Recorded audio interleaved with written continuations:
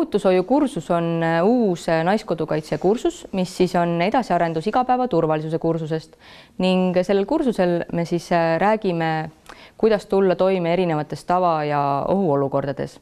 Näiteks räägime sellest, et millised kodused varud peaksid inimestel kodus olema.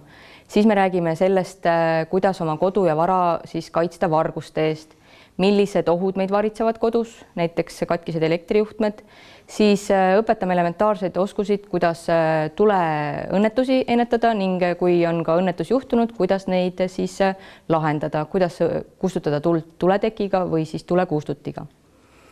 Lisaks räägime ka füüsilisest enesekaitsest ja mitte ainult praktilised võtted, vaid ka selle ennetamisest ja kuidas käituda, kui on toimunud mingi füüsiline vägivallaintsident. Loomulikult räägime ka looduses ellujäämisest ja kuidas üldse loodusesse minna, mismoodi ette valmistada.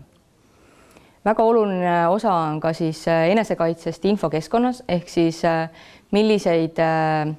kuidas sotsiaalmeedias käituda ja milliseid allikaid siis uskuda, milliseid mitte ja kuidas siis ka enda internetikasutust turvalisemaks teha.